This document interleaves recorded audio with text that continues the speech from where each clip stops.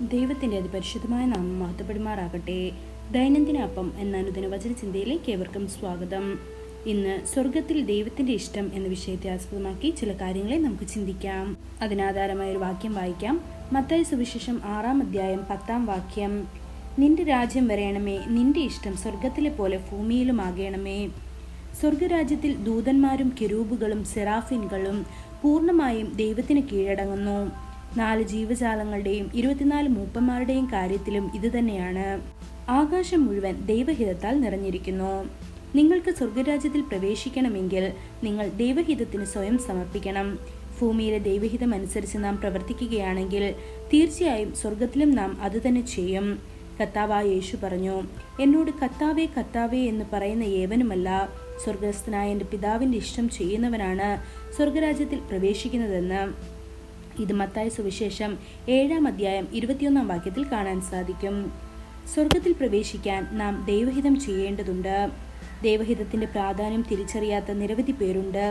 ദൈവഹിതം ചെയ്യാതെ ആർക്കും സ്വർഗരാജ്യത്തിൽ പ്രവേശിക്കാനാവില്ല എന്ന മഹത്തായ സത്യത്തിൽ നിന്ന് സാത്താൻ പലരുടെയും കണ്ണുകളെ അന്ധമാക്കിയിരിക്കുന്നു. അതുകൊണ്ടാണ് കർത്താവ് നമ്മെ പഠിപ്പിച്ചത്, നിന്റെ ഇഷ്ടം സ്വർഗത്തിലെ പോലെ ഭൂമിയിലും ആകണമേ എന്ന്. നാം ദൈവത്തിന്റെ ഇഷ്ടം ചെയ്യുമ്പോൾ നാം സ്വർഗത്തോട് ചേർന്ന് സ്വർഗീയ കുടുംബത്തിലെ അംഗങ്ങളായി തീരുകയും ചെയ്യുന്നു. കർത്താവായ യേശു പറഞ്ഞു, സ്വർഗസ്ഥനായ എൻ്റെ പിതാവിൻ്റെ ഇഷ്ടം ചെയ്യുന്നവൻ എൻ്റെ സഹോദരനും സഹോദരിയും അമ്മയുമാണെന്ന്. ഇത് മത്തായി സുവിശേഷം 12-ാം അധ്യായം 50-ാം വാക്യത്തിൽ കാണാൻ സാധിക്കും. കർത്താവായ യേശുവിൻ്റെ ഭൗമിക ജീവിതം സ്വർഗീയ ഹിതം ഭൂമിയിൽ ചെയ്യപ്പെടണമെന്നതിൻ്റെ മതിയായ തെളിവാണിത്. അവൻ ഒരിക്കലും സ്വന്തം ഇഷ്ടപ്രകാരം ഒന്നും ചെയ്തില്ല. അവൻ പറഞ്ഞു, എനിക്ക് സ്വയം ഒന്നും ചെയ്യാൻ കഴിയുകയില്ല. ഞാൻ എൻ്റെ ഇഷ്ടമല്ല, എന്നെ അയച്ച പിതാവിൻ്റെ ഇഷ്ടമാണ് ചെയ്യുന്നതെന്ന്. കർത്താവായ യേശു ഗെത്സമന തോട്ടത്തിൽ പ്രാർത്ഥിച്ചപ്പോൾ അവൻ തൻ്റെ ആഗ്രഹം പിതാവായ ദൈവത്തെ അറിയിച്ചു. എന്നാൽ അവൻ പിതാവിൻ്റെ ഇഷ്ടത്തിന് തന്നെ പൂർണ്ണമായി സമർപ്പിക്കുകയും പ്രാർത്ഥിക്കുകയും ചെയ്തു. എൻ്റെ പിതാവേ, കഴിയുമെങ്കിൽ ഈ പാത്രം എന്നിൽ നിന്ന് നീങ്ങട്ടെ, എങ്കിലും എൻ്റെ ഇഷ്ടമല്ല നിന്റെ ഇഷ്ടം തന്നെ നടക്കട്ടെ എന്ന്. നിങ്ങളുടെ ആഗ്രഹങ്ങളും അഭിലാഷങ്ങളും ദൈവത്തെ അറിയിക്കുന്നതിൽ തെറ്റൊന്നുമില്ല.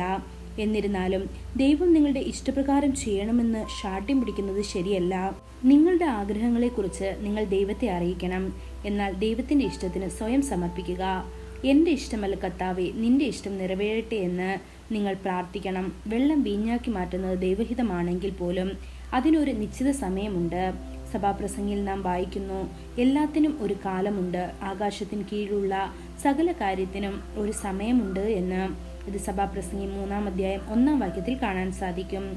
നിങ്ങളുടെ ജീവിതത്തിൽ ദൈവഹിതം പൂർത്തീകരിക്കാനുള്ള ഒരു കാലഘട്ടമുണ്ട്. ദൈവമക്കളെ, നിങ്ങൾ ദൈവഹിതവുമായി പൊരുത്തപ്പെടാൻ ശ്രമിക്കണം. ദൈവത്തിന്റെ ഇഷ്ടം അവന്റെ കാലത്ത് നിങ്ങളുടെ ജീവിതത്തിൽ നിറവേറാൻ നിങ്ങളെ തന്നെ സമർപ്പിക്കുക.